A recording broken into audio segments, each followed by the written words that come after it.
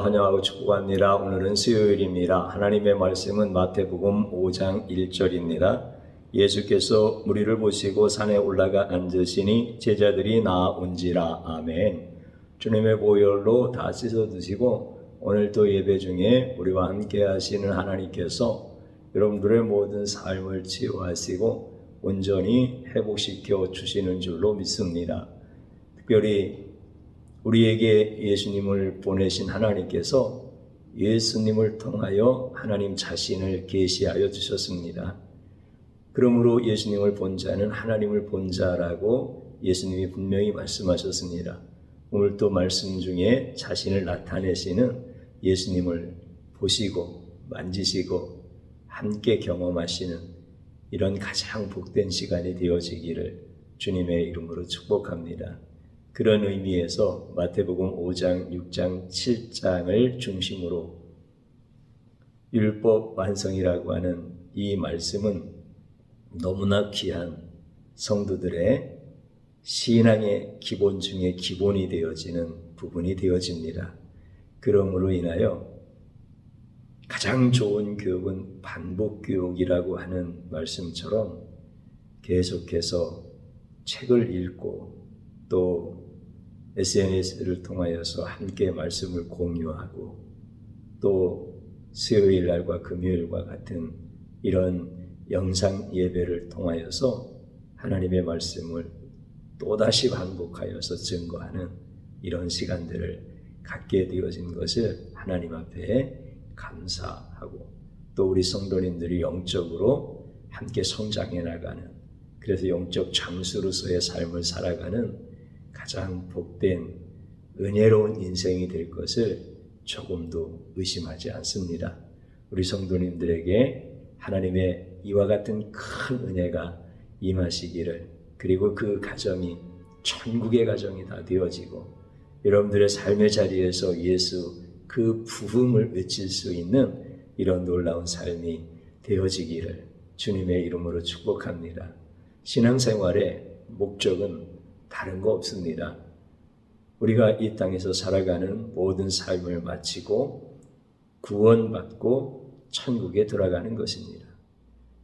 당연히 천국에 들어가는 구원받은 성도라고 한다면 이 땅에서도 그 천국을 누리게 하시는 것, 이것이 바로 구원입니다.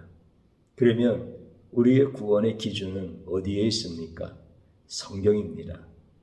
이 성경을 당연히 잘 알아야 된다 생각하고 또 신앙생활을 오래 한 사람들은 나는 성경만큼은 잘 알고 있고 전부는 모른다 하더라도 나는 구원에 관한 이 성경의 말씀만큼은 너무나 잘 안다, 이렇게 생각을 하는 사람들이 많습니다. 기독교인들이 아닌 타종교인들에게 어떻게 해야 천국에 갈 수 있습니까? 어떻게 해야 구원받을 수 있습니까? 이렇게 질문을 한다면 그들은 공통적으로 한결같이 하는 말이 있습니다. 그게 뭐냐면 착하게 살아야 됩니다, 이렇게 말을 합니다. 그런데 기독교는 그렇지 않습니다. 기독교는 성경이 우리에게 구원을 주시는 기준이다라고 말씀할 때 성경에서는 뭐라고 말씀합니까? 예수님을 믿어야 된다. 이게 구원의 유일한 조건이다. 이게 구원의 유일한 완성이다. 이거를 분명하게 말씀하십니다. 그래서 타 종교인들이 기독교인들을 싫어하고 너무 독선적이다, 왜 예수만 믿어야 되느냐, 이렇게 비판하는 것을 너무나 많이 듣게 되어집니다. 기독교는 구원이 예수입니다. 그런데 이후에 윤리와 계명, 또 착하게 살아야 된다, 선을 행하여야 된다, 이렇게 구원에 대한 것이 사람들의 인식 속에서, 성도들이죠, 그분들의 인식 속에서 자꾸 왜곡이 되어지는 겁니다. 구원은 예수님밖에 없다, 예수님이 구원의 시작이고 구원의 완성이다, 이러한 기독교인으로서의 정체성이 흔들린다 말이죠. 왜 그렇습니까?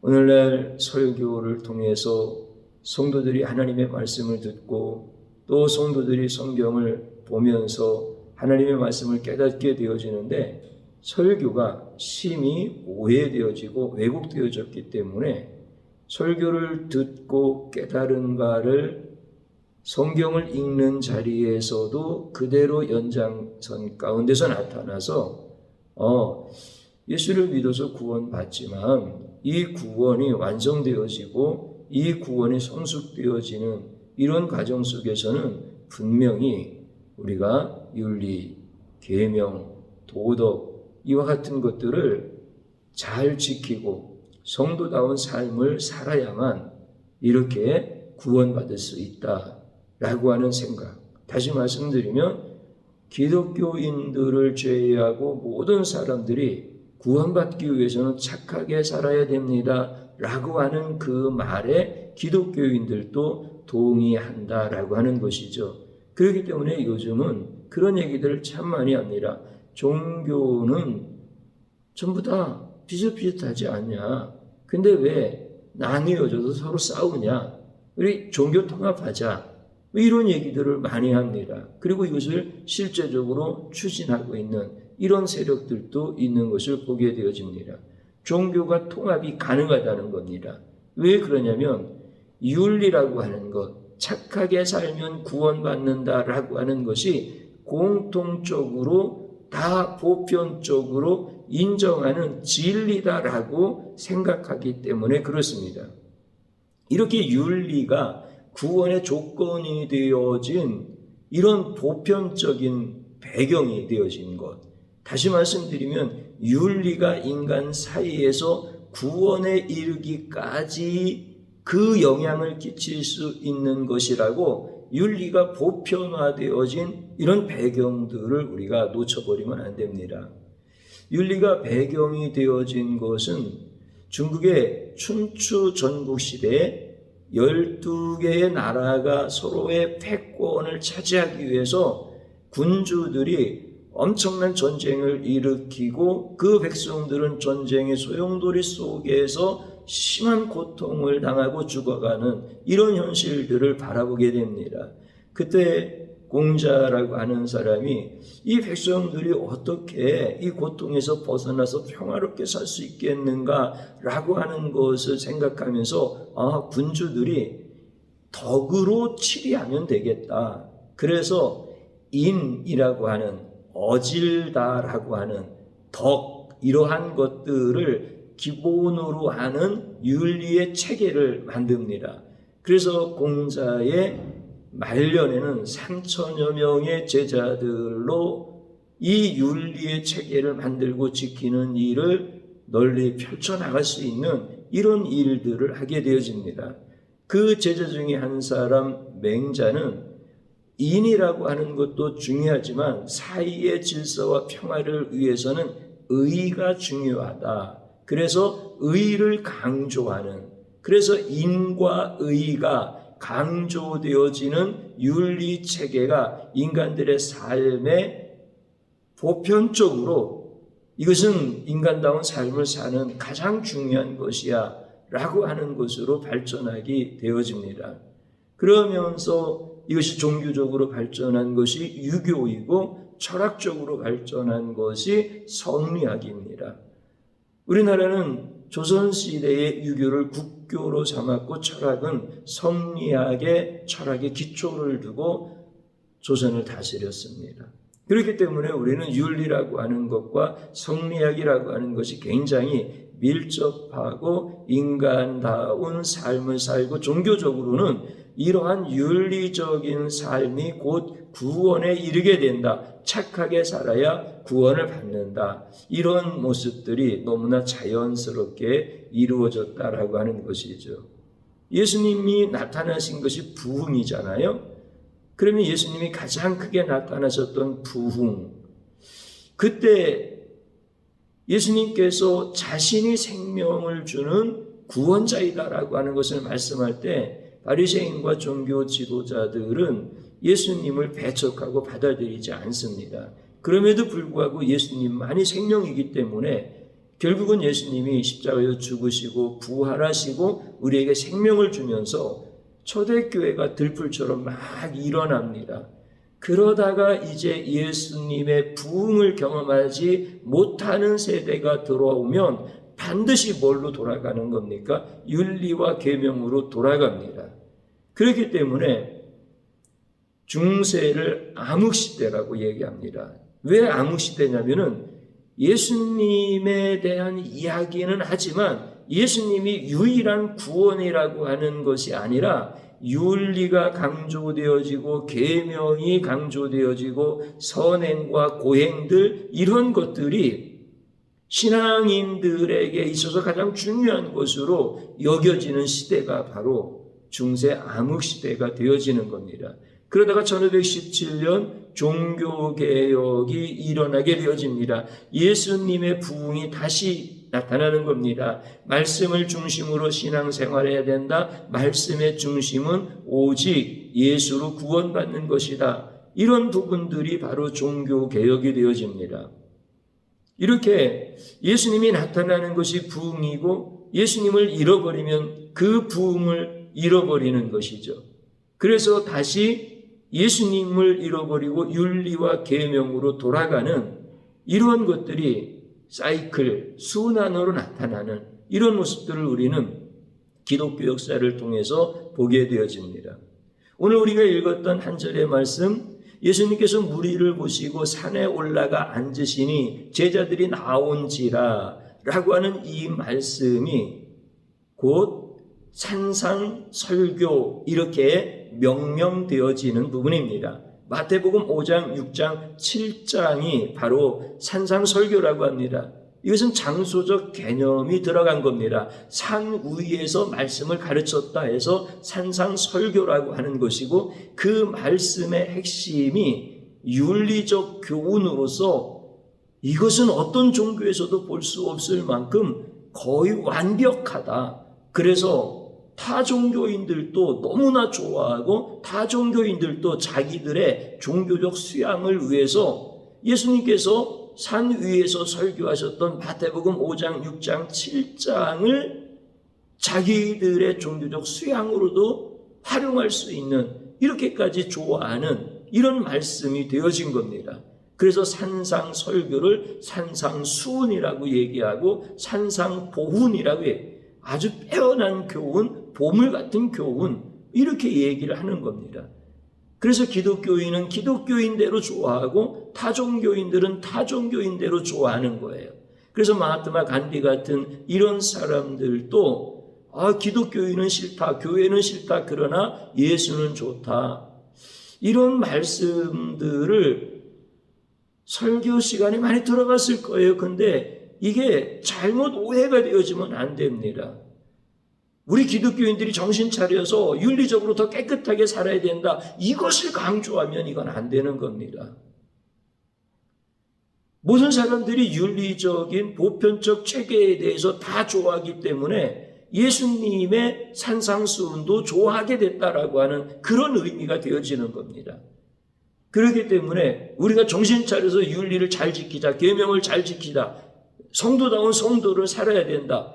그 핵심이 예수님이 가르쳐 주신 마태복음 5장, 6장, 7절은 이것을 우리가 목숨 걸고 지켜나가야 된다. 이렇게 성경을 오해하면 이거는 예수님이 하신 말씀에 가장 기본적인 것들을 잃어버리는 이런 경우가 되어지는 것이죠.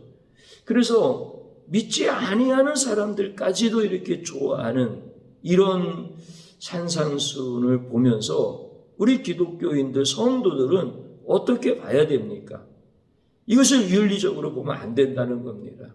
여러분들 산상수훈이라고 하는 것을 여러분들이 읽으시면서 예수님께서 그런 말씀하시잖아요. 내 오른손이 범죄하면 오른손을 찍어버리라. 이거 지킬 수 있는 사람이 누가 있습니까? 지킬 수 없습니다. 그렇기 때문에 이것을 좀 쉽게 지킬 수 있는 것으로 수정을 하는 거예요. 예를 들어서 형제들에게 노하는 자마다 심판을 받으리라 라고 말씀할 때 그 앞에다가 이유 없이 라고 하는 것을 삽입을 하는 거예요. 이유 없이 형제에게 노하는 자마다 심판을 면하지 못하리라 이렇게 말씀을 왜곡을 시키는 거예요. 그러면 이유가 있으면은 형제에게 노예도 된다라고 하는 자기 편의적인 해석을 가지고 성경 말씀을 보게 되어지는 거예요. 예수님의 말씀은 그 의도가 아닌데 그렇게 변질되어지는 거죠. 그래서 마태복음 5장, 6장, 7장 산상수훈을 자꾸 윤리적인 계명으로 해석하려고 하다 보니까 본래의 모습과는 다르게 자꾸 왜곡되어지고 변질되어지는 이런 현상들이 나타나는 것이죠. 이거는 아무래도 못 지켜. 그렇기 때문에 우리 예수님께서는 우리의 마음을 받으시는 거야. 지키려고 최선을 다하면 돼. 이렇게 생각하는 것도 전부 다 윤리적인 계명으로 보려고 하는, 윤리가 보편화되어져 있는 것, 그래서 윤리적으로 깨끗하면 구원도 받을 수 있다라고 하는 이런 사고에서부터 시작되어지는 성경을 보는 눈이다라고 하는 겁니다. 그러니까 이것이 얼마나 위험한 것인지 몰라요. 그래서 이런 부분들에 대해서 행위보다는 태도가 중요하니까 마음으로 열심을 다하고, 또는 우리가 못 지킨다 하더라도 자꾸 이 말씀을 지키다 보면 그 과정 속에서 성숙한 그리스도인들이 되어지는 것이다. 이런 관점에서도 보기도 하고, 또 세속적으로 영적으로 나누어서 또 보기도 합니다. 그래서 세속적인 거에 대해서는 우리가 지키지 아니하고 영적인 부분에 대해서는 지켜야 된다. 이렇게 나누어서 생각을 한다든지, 아니면 명령과 권고로 나누어서 명령은 지켜야 되는데 권고는 지키지 않아도 된다.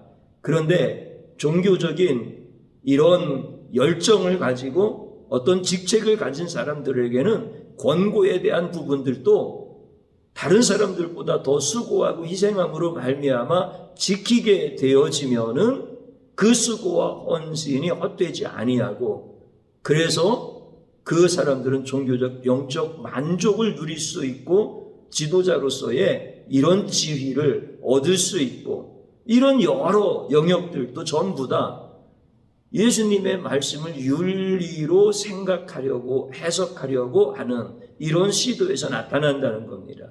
계몽주의자 같은 사람들은 이거는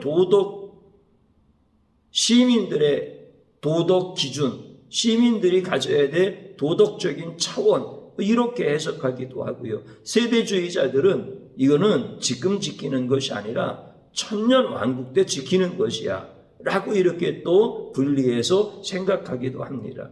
이렇게 여러 가지 예수님께서 말씀하셨던 마태복음 5장, 6장, 7장에 대한 이 말씀을 해석하는 것이 윤리적인 것에서 근거하는 이유들, 이것으로 성경을 보는 눈들, 이게 전부 다 윤리적인 체계 속에서 예수님의 말씀을 보려고 하는 겁니다.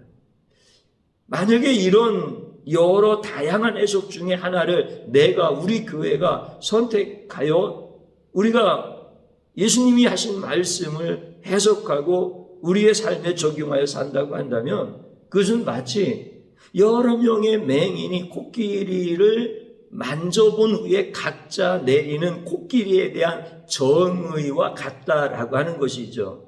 이것은 하나님의 뜻이 일정하게 우리에게 말씀해 주시지만 이것이 인간에게 전하여질 때는 왜곡되어지는, 변질되어지는 이런 현상으로 나타난다는 겁니다. 예수님은 하나님에 대해서 제일 정확하게 아시는 분입니다. 왜냐하면 하나님과 동등하시기 때문에 그렇습니다. 그래서 예수님이 하나님에 대해서 전하시는데, 하나님을 전하는 예수님의 속성상 예수님은 신이시기 때문에, 완전하신 하나님과 동등하시기 때문에 예수님의 속성상 하나님의 말씀만 선포하고 일관되게 말씀만 전하십니다. 하나님이 우리를 구원하시는 기준은 바로 예수님, 그 예수님이 시작과 끝이다라고 하는 것, 예수님이 구원의 완전이다라고 하는 것을 예수님은 일관되게 전하십니다. 그러면은 요 마태복음 5장, 6장, 7장에서는 윤리로 구원받을 수 있다라고 하는 것을 예수님이 전하셨을까요? 말도 안 되는 부분입니다. 그렇기 때문에 이 부분을 윤리적으로 해석해서 이 말씀을 고차원적인 윤리이기는 하지만 지킴으로 말미암아 우리가 구원받을 수 있다라고 생각하는 부분은 예수님이 하신 말씀을 왜곡시키는 거라는 겁니다. 마태복음 5장 2절부터 쭉 예수님께서 말씀해 주시잖아요. 무슨 말씀을 해 주시느냐면 복에 대한 말씀을 해 주십니다. 그래서 심령이 가난한 자는 복이 있다. 애통하는 자는 복이 있다. 온유한 자는 복이 있다. 의를 위하여 핍박을 받는 자는 복이 있다. 긍휼히 여기는 자는 복이 있다. 마음이 청결한 자는 복이 있다. 화평케 하는 자는 복이 있다. 의를 위하여 박해를 받는 자 복이 있다. 이런 말씀들을 쭉 이야기할 때 8가지 복이라고 해서 8복이라고 하지 않습니까?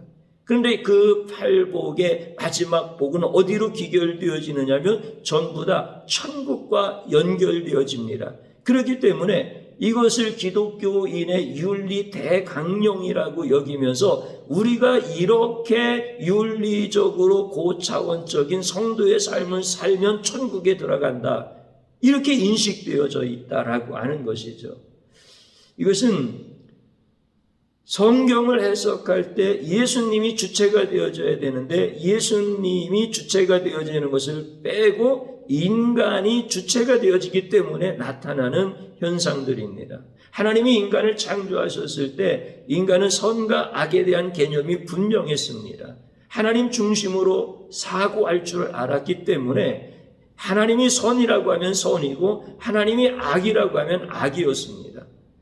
사랑에 대한 개념도 마찬가지였습니다. 그러나 타락한 이후에 인간은 자신이 선이라고 생각하면 선이 되어지고 자신이 악이라고 생각하면 악이 되어지는 인간 중심의 모든 기준이 되어진 겁니다. 그래서 하나님의 사랑의 개념도 다 잃어버리고 인간의 사랑의 개념만 남아있는 것이 타락한 인간 세상에서의 사랑에 대한 정의가 되어집니다.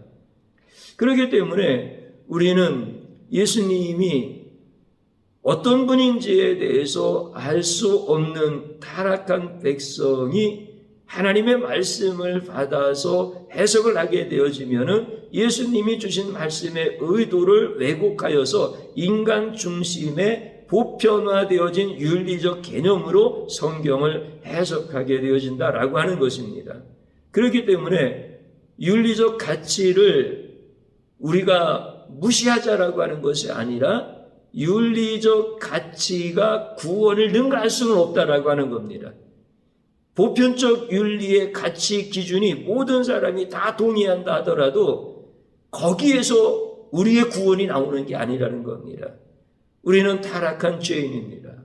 그렇기 때문에 예수님이 우리의 죄를 대신 지시고 십자가에서 죽으심으로 말미암아 우리가 받아야 될 모든 저주를 예수님이 받으셨고 예수님의 의를 우리에게 전가시켜 주실 때 우리는 비로소 구원받을 수가 있는 것입니다. 그것을 윤리로 대체할 수 없다는 겁니다. 내가 깨끗하게 살고 내가 의롭게 살고 내가 선행을 많이 행하고 내가 종교적 목적을 가지고 고행을 많이 하였다고 하여서 우리가 구원받을 수 있는 게 아니라는 거예요. 그런데 이렇게 전부 다 왜곡되어지는 거예요. 여러분들 불교에서 일천배라고 하는 것이 있습니다. 여러분들 천주교에서는 순례의 길을 가고 백일 기도를 하고 또 기독교에서도 금식 기도와 같은 것, 철야 기도와 같은 것 이런 것들이 그 본질을 떠나서 마치 불교의 일천배라든지 천주교의 순례의 길이라든지 또 타 종교의 성지순례 이런 부분들이 구원과 직결되어지는 것처럼 이렇게 이해하고 오해되어지면은 하나님의 말씀을 정확하게 성도들이 왜곡을 시키는 것입니다. 윤리가 기독교의 구원의 대강령이 되어질 수 없습니다. 오늘 우리는 산상수훈에 대해서 예수님을 빼버리면은 이것은 윤리와 계명뿐이 남는 것이 없다라고 하는 이 부분에 대해서 아주 정확하게 주님 앞에 고백할 수 있는 이런 성도들이 되어져야 됩니다. 그래서 내 중심으로 성경을 읽었던 모든 옛사람의 삶을 주님 앞에서 철저하게 내려놓고 예수님 중심으로 성경을 읽고 예수님 관점으로 성경을 읽고, 그래서 예수님이 우리에게 주시는 말씀이 생명의 말씀이 되어지는, 그 생명을 풍족히 다 누리는 이런 성도의 삶을 살아갈 수 있기를 주님의 이름으로 축복합니다. 저를 따라서 한번 해보시기 바랍니다. 합리적으로 경험적으로 하나님의 말씀을 변질시킨 이 죄악을 용서하소서, 주님 앞에 진실로 회개하는 겁니다. 또 한번 따라서 하시기 바랍니다. 우리의 구원은 윤리와 계명이 아니라 생명을 주신 예수님임을 찬양합니다.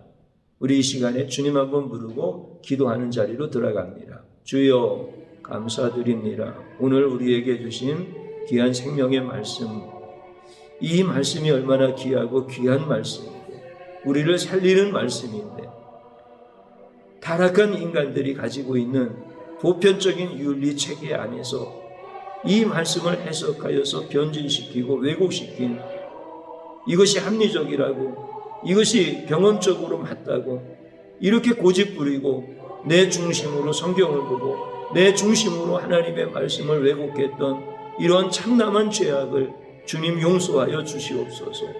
이제 예수님이 어떤 분인지, 예수님이 하신 말씀이 기록되어진 특별 계신 성경 말씀을 앞으로 우리가 어떻게 봐야 되는지, 그 말씀을 우리가 어떻게 삶에 적용하면서 예수님의 생명을 풍족히 누릴 수 있을지 우리에게 주신 귀한 사명이 오니 주님이시여 회개하면서 주님의 말씀 앞으로 나아가기를 원합니다. 진심으로 회개할 수 있기를 원합니다. 생명에 관한 말씀이요, 구원에 관한 말씀이요, 내 가정에 하나님이 주시는 구원에 관한 말씀이 오니 주님이시여 우리로 하여금 철저하게 주의 성령이 깨닫게 하시고 주님의 피로 씻어주심으로 말미암아 우리가 이제는 예수님이 하신 말씀을 그대로 받을 수 있도록 역사하여 주시옵소서.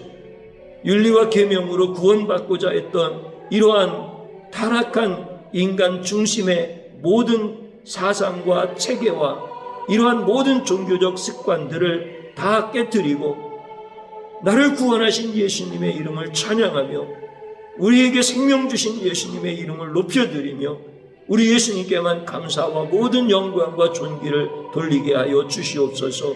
예수님의 이름으로 기도드립니다. 아멘.